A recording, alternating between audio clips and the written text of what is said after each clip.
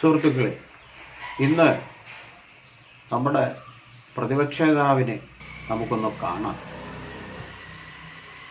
ഓടി ഓടി ഓടി എവിടെ എത്തിയെന്നാണ്. ഇങ്ങനെയുണ്ടോ ഭീരുക്കൾ?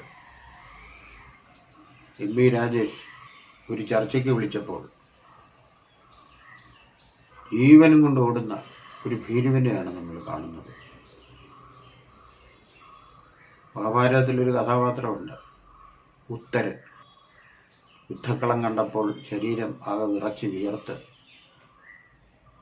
കൊട്ടാരത്തിലേക്ക് തേര് തിരിച്ചുവിട്ട ഒരു യുവരാജാവിൻ്റെ പേരാണ് ഉത്തരൻ.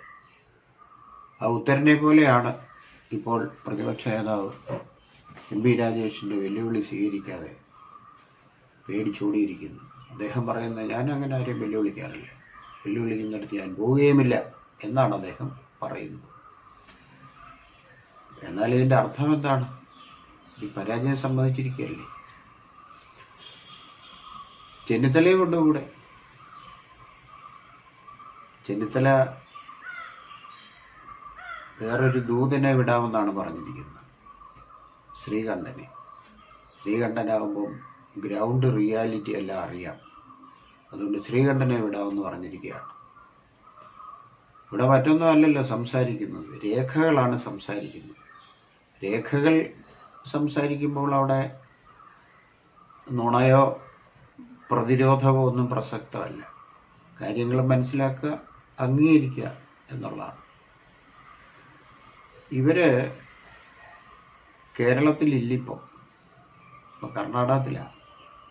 അവിടെ പുതിയ ബ്രൂവറികൾ പണിഞ്ഞുകൊണ്ടിരിക്കുകയാണ്.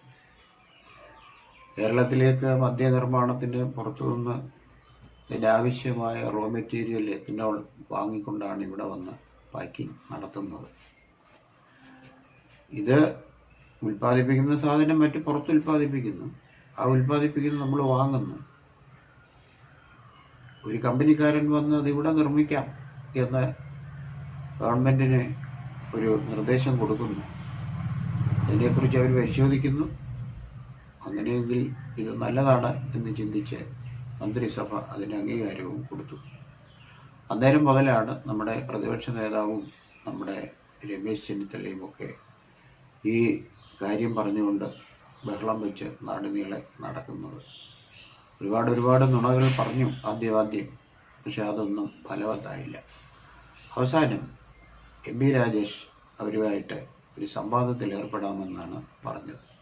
ആ സംവാദത്തിലും അവരേർപ്പെടാൻ തയ്യാറല്ല. ഒരു പത്രക്കാരുടെ മുമ്പിൽ നുണ പറയാൻ മാത്രമേ തയ്യാറുള്ളൂ എന്നാണ് ഇതിൻ്റെ അർത്ഥം.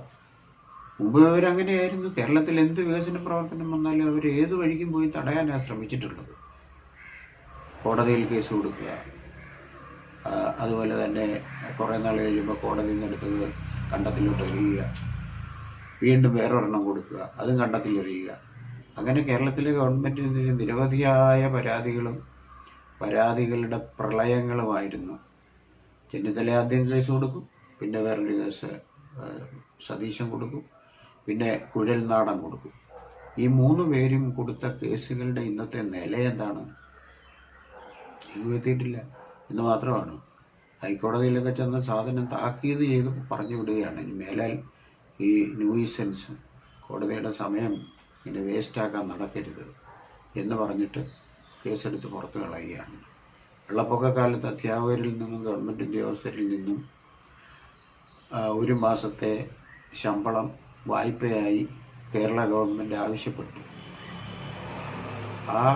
അതിനെതിരെയും ഈ ചെന്നിത്തലയും സംഘവും ഹൈക്കോടതിയിൽ കൊണ്ടുവന്ന് കേസ് കൊടുത്തു. ആ പൈസയൊക്കെ തിരികെ കൊടുക്കുന്നതാണ്. അത്യാവശ്യം വന്നപ്പോൾ വേറെ മാർഗമില്ല.